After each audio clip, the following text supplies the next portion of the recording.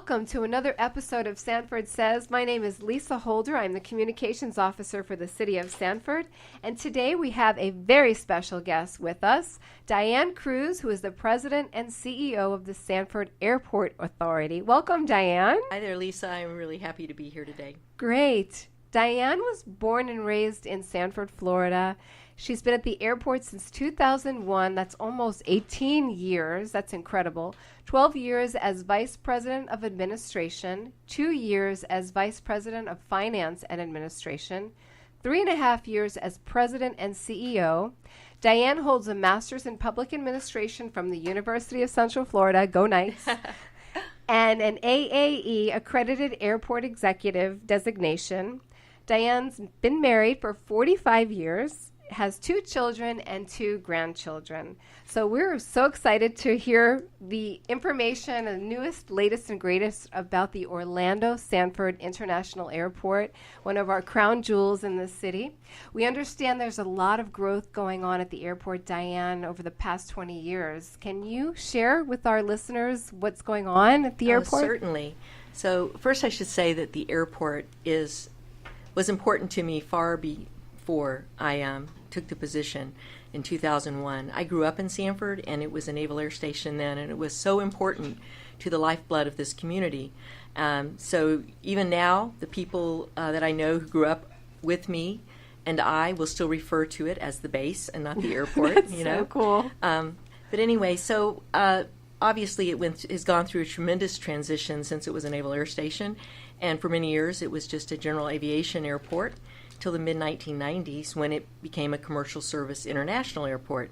That was in the mid-1990s. By the time I came here in 2001, it was not only international, but it was servicing domestic destinations as well. But destinations that here domestically were very, very limited. So about 90% of the traffic was international, and then it was 70% international and 30% domestic for a very long time. And that has done a complete flip-flop. And so now we are at least 90% domestic, and we are rebuilding our international.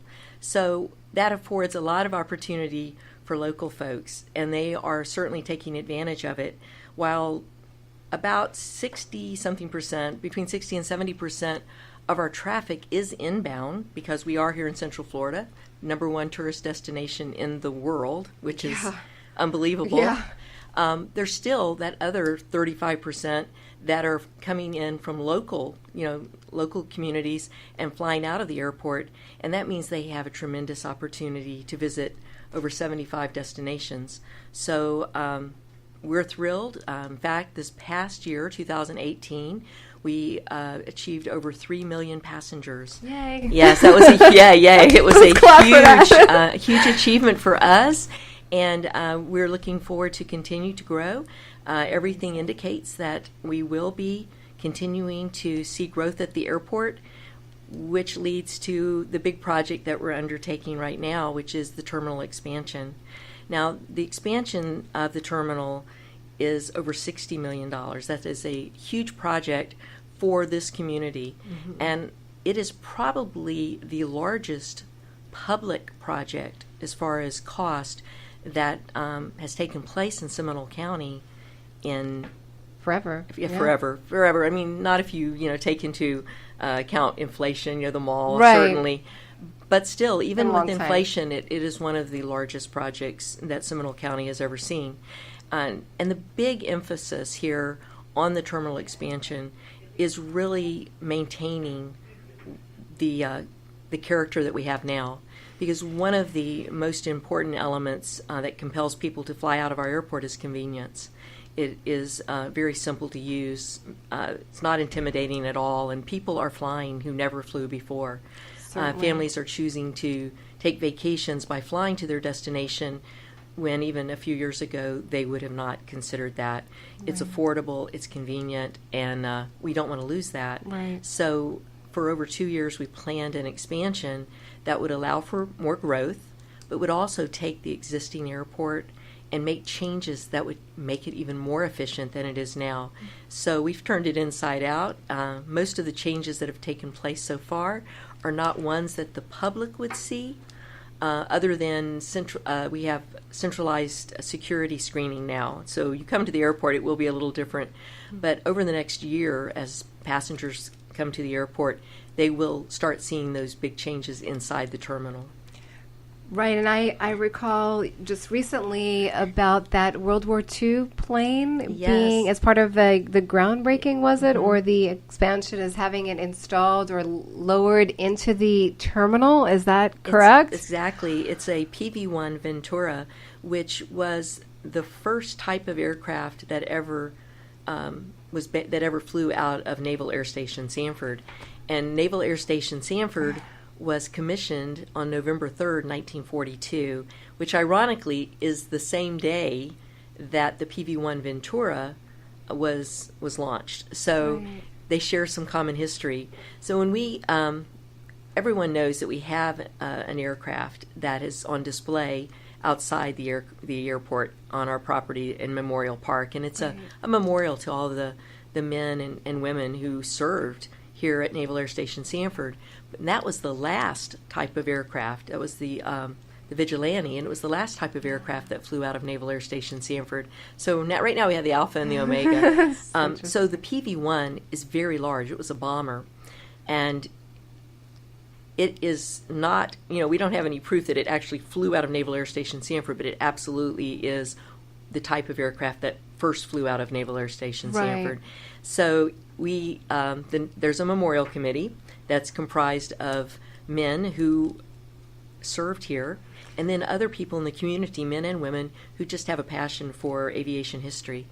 And this committee brought that from the deserts in California to our airport and have been working on it for over 10 years to restore it. It is beautiful, and you've seen it. You've seen the video. I just think it's incredible and so respectful that the airport pays homage to the Navy and naval history here in Sanford, and just doing so by having this aircraft in the airport is unbelievable, because Seminole County in general is a veteran-friendly town. Sanford is too. That it warms my heart, because I'm a Navy veteran myself, that you're doing this and in keeping with the history, but yet growing of Sanford. So that is so cool. Well, I think when Diane. people come to the airport and they see that huge aircraft mounted up on the ledge as you come into the area, the lobby where the ticket counters are, you can't help but feel a real sense of pride. And we have the other displays that are going to be below it in cases that are heritage. They're just a real salute to the heritage of the airport. Yes, and when is the expected completion? Is that of the terminal expansion? That? Yes. That's expected to be completed by the end of 2020.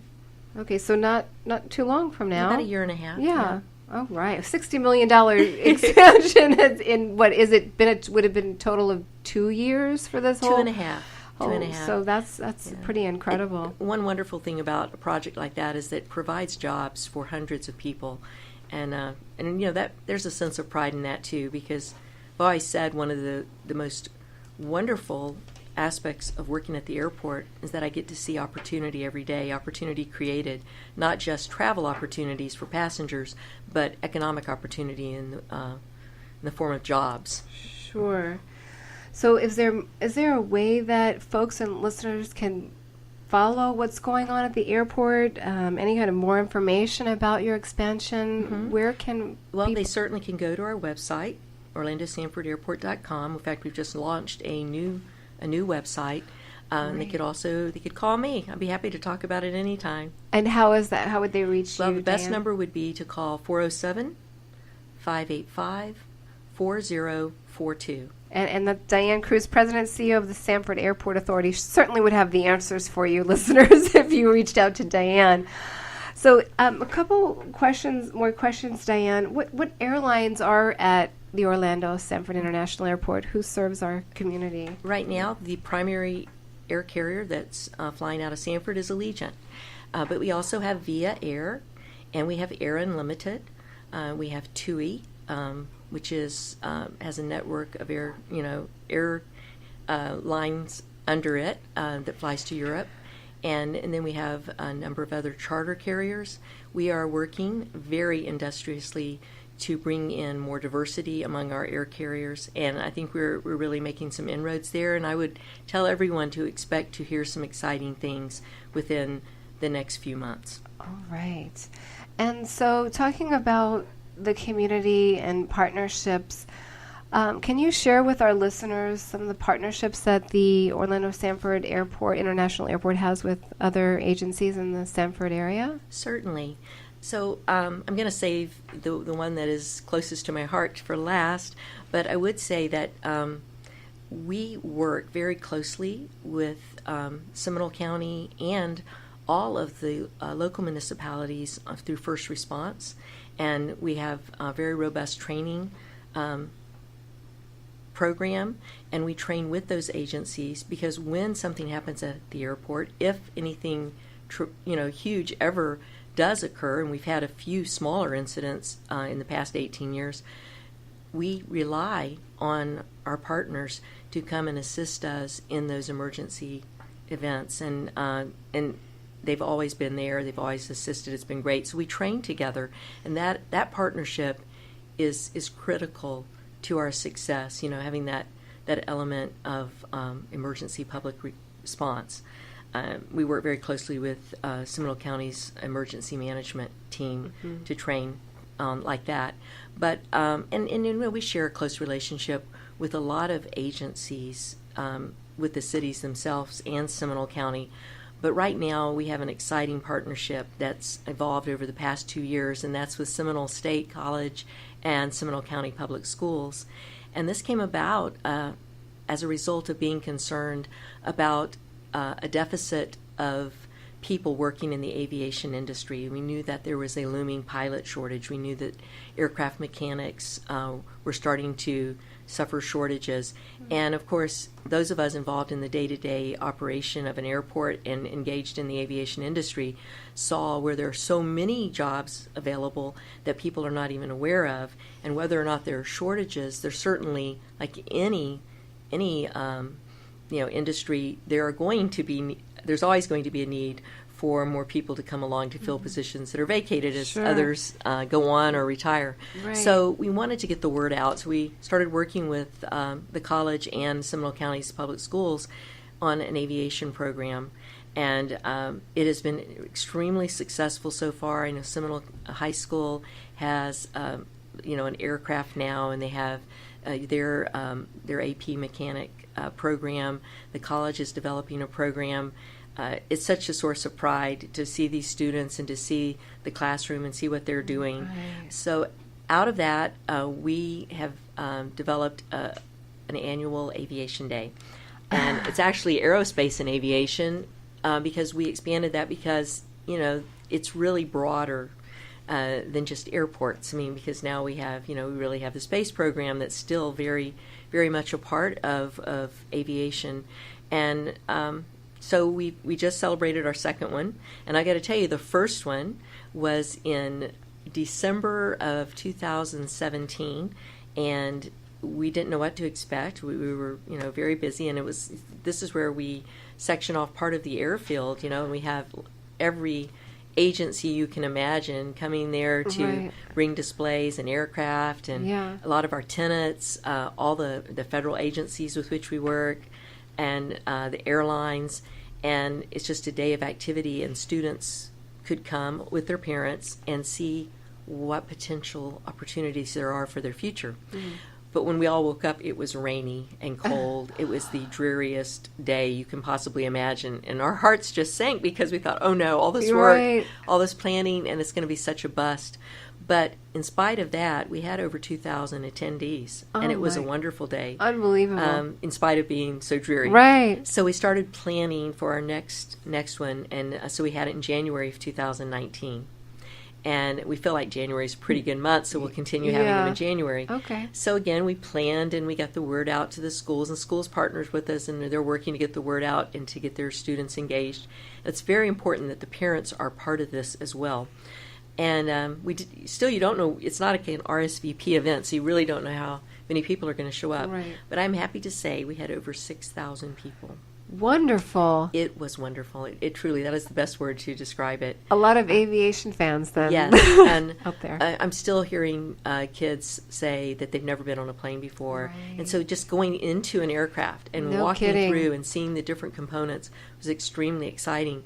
But when I say we had all these different agencies there, we absolutely did, and we had the sheriff's office and the fire, our own ARF department and our police, because those are elements of aviation. They're specialized, but they're still very, very important. Mm-hmm. But we had the TSA and we had those agencies, but this came right after the shutdown, and I have to tell you, when I say right after the shutdown, and we know what shutdown we're talking the government, about. The federal government shutdown. Yeah. Literally, there were agencies who could not cooperate. They could not be involved because they were shut down and they couldn't assimilate that quickly. Right. But I got an email at about 2:30 in the morning. Actually, it was a text from our port director with CBP, mm-hmm. Customs and Border Protection, and he said, "Okay, the government's open. We will be there." Unbelievable. And they were. So wow. that. It is, when I say it's a source of pride, it is a source of pride to see not only that we're able to be involved in something that generates that much enthusiasm and that much interest on the part of the community, mm-hmm. But to see all these different agencies working together as a whole. We had Space Coast Florida. Sure. Was there. It was and great. So we're assuming January 2020 mm-hmm. will be the event. It again. will. And what's the name of the event, Diane? It's our annual Aerospace and Aviation Day. All right, Aerospace and Aviation Day. So we'll be on the lookout for that so we can help promote that, because that's an incredible asset to our community. And it sounded like it was very successful. It was. And you have plenty of room out there on the airfield to invite a lot of people. Well, we have another very exciting event coming up in October. I believe it's October 31st through November 2nd. And that is an air show. Okay. Yeah, so we are very excited about that. We hope that this will become an annual event as well. I grew up in Sanford, as I was just saying earlier, and that was something that happened every year through the Naval Air Station. The Blue Angels would come. Really? So air shows were a really big part of my childhood. And even after the base closed, there was still an air show that was held here. And then gradually it just went away. And for a long time, we have thought we were too busy. Every once in a while, a company would come up and say, we'd like to do an air show. And we'd say, well, we're too busy. We can't work that out. And finally, a company came and said, we can make it work. And They showed us how they could. And so we've engaged all of our partners on the field, tenants and the air traffic control tower and, all of our airport upper management folks. And we're going to be able to make it work. So it gets even better. So we really want this to be something that involves the city of Sanford. So early on in this process, we brought your city manager, Norton Bonaparte, into the meetings, and the idea was to try to find a way to partner with the city as well, and to do it. So long story short, the first night will be a night air show with no gate fee. Okay. Which is very important. Did you hear that, everybody? It's free. That means free. And then the other 2 days will be at the airport. Mm-hmm. There will be a gate fee. Mm-hmm. People love air shows. So a night show is totally different. Is that possible to have a air night show? Mm-hmm. I'm sure it is. It'll be over your lakefront. Okay. Over the lakefront. Mm-hmm. All right. So is this sort of the first place where it's kind of being shared or publicly, or do we? Well, it's been mentioned and talked about in my board meetings. Okay. There's not been a press release, so I guess it really is I'm announcing that for the first time. Great. We're so excited, and so many people are thrilled, that this is coming back to the airport, and I believe that we're going to have a tremendous response, not just from the local folks, and I've got to say it, there's people who live right around the airport. Right. They've got a front row seat, and they don't even have to pay to get in. Right. But it will bring in a lot of people from outside of Sanford, outside of Seminole County. Right. And we want those folks to be introduced to this wonderful city starting with the night show, because Right. that will bring people into downtown Sanford. It's going to be they're going to be flying over your lakefront, our lakefront. Yeah. So I just think that it's going to be a wonderful opportunity for the city and the airport. Wonderful. And you did mention the airport and where you're kind of located, but for our listeners that may not even be in the Sanford area, could you share specifically in relation to like Lake Monroe and Sanford downtown where the Orlando Sanford Airport actually is? Okay. I know people can Google it, but Yeah. you know, So you know what? I have to tell you, I really cannot tell you how many miles it is. It's really not very far. I would say maybe 4 miles. from the downtown, lakefront, from yeah. lakefront, from Yeah. right here where we are at City Hall Right. and So it's downtown very- Sanford. And it's pretty much just a straight shot. Yeah. You go straight down Ave- Sanford Avenue. Sanford Avenue. That's easy to remember. City of Sanford, Sanford Avenue The- to Airport Boulevard. At the Orlando Sanford International Airport. And you mentioned also tenants. Diane, I wanted to touch on that because maybe our listeners don't realize that there are tenants at an airport as well. Can you speak to that? So airports do generate revenue from the air carriers that fly in and out. They derive some revenue from that, but you want to try to keep your fees down as low as possible so you'll be competitive for the air carriers to want to come to your airport. So all airports are looking at other streams of revenue to bring income into the airport, not so that we can all, be rich and wealthy. Any income we make does have to be put back into the airport operation, but every airport in this country has other ways of bringing in income, whether it's rental properties like we do or other types of operations. Usually it's rental income. I've heard of people I've even heard of somebody having a graveyard and Really? golf courses, things like that. We don't have either one of those, but we do have a very robust commerce park. And then we have properties out east of the airport, which used to be totally rural, and that is just starting to be developed. Lake Mary Boulevard was extended a number of years ago, and it is still pretty barren, but now it is starting to take off, and we're seeing a lot of houses being built out there just east of the airport, and as well as a lot of commercial activity just getting ready to take off. There, the Boombah Sports Complex is out there right next to adjacent to the airport property. In fact, the playground that is inside the complex is an airfield, and we sponsored it along with some of our tenants and our consultants. So it's a joint project.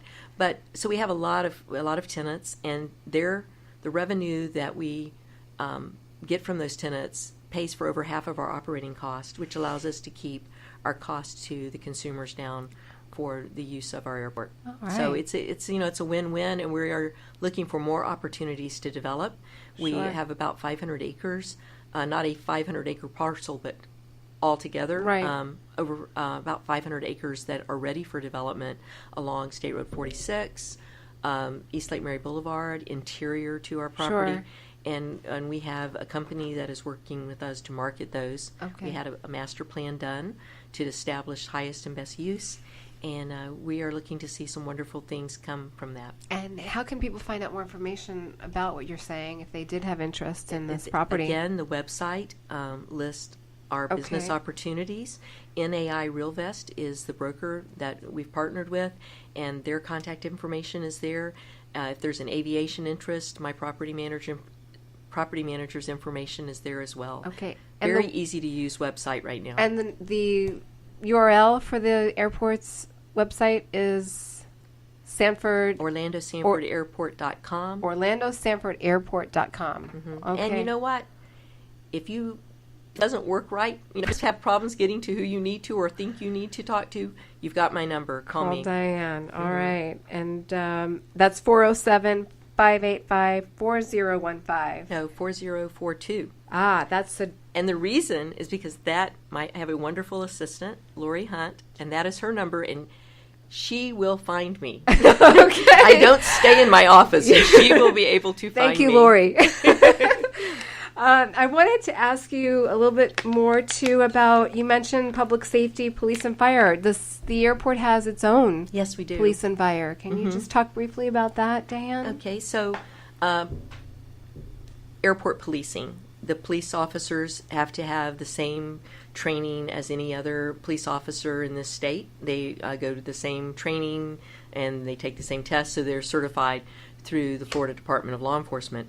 But then they have additional training that's more specific to an airport operation. So yes, we do have our own airport police department. We're very blessed that we have, a number of our officers have retired from other agencies or have had significant experience in other agencies. So altogether, the number of years that they bring to us is pretty daunting. So I feel like we are very well represented, and they are part of the local. There's a joint group. Everyone, they work with Seminole County and the other 7 cities, the 7 cities in Seminole County, and have a great relationship. And we're here to support everyone else as well as receive the support. So we really do appreciate it. Our fire department is actually aircraft fire and rescue aircraft. It's ARF, ARFF, but they, again, just like the police, they go through the same training, and they are certified firefighters, just like all other firefighters in the state of Florida, but they have to undergo additional training and certification for, the response to the airfield. They do not respond off the airfield to structure fires or anything like that, because they absolutely have to be ready to respond to the airfield. And there's they have to be from any location. They have to be able to respond within 3 minutes to the center of the runway. At any particular part of the runway. So there's some very strict criteria about their response time and about where they are able to respond. They are dynamic. We have a wonderful fire chief, just so we have a wonderful police chief. I am the daughter of, he's passed on, but my dad was a career firefighter. So having grown up in a family, where someone was engaged in public safety, I have a real soft spot for public safety in general, a great respect for those men and women who work with us, both in police and fire. Yes, what a great story. It's nice to know. And lastly, I'm sure the listeners want to know, what's the connection with the airport and the city of Sanford? Like, there's the Sanford Airport Authority, and yet it's in the city's limits. Can you just explain what that partnership is?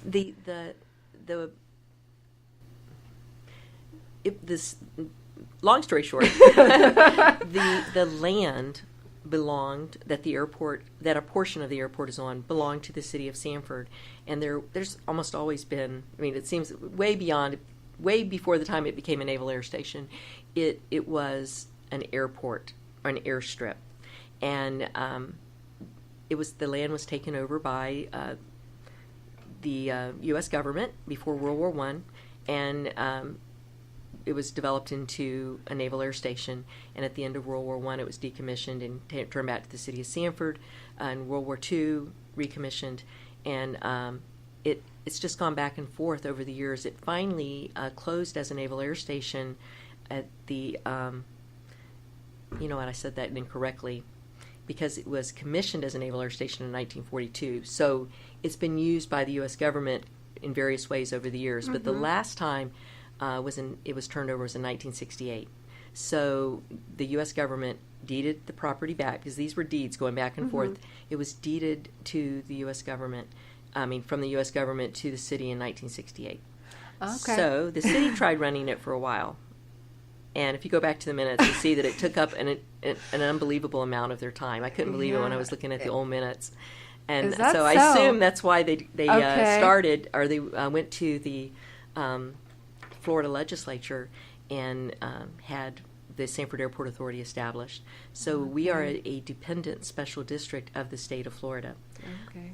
The city leases us the land. Now, in the years since the Sanford Airport Authority was created in 1970, we have purchased quite a bit more land. So today, where we started with an initial 1,600 acres, back when the original deed came to us from the U.S. government, now we're at over 3,000 acres. And that property is owned by the Sanford Airport Authority, but over half of the airport is the city's under lease to the Sanford Airport Authority. Sure. That being said, as a dependent special district, we have a 9-member board. In the city of Sanford, They appoint all 9 members, and they approve our budget. That's what makes us a dependent special district. So your commission has done very well for us. We have a great board of directors.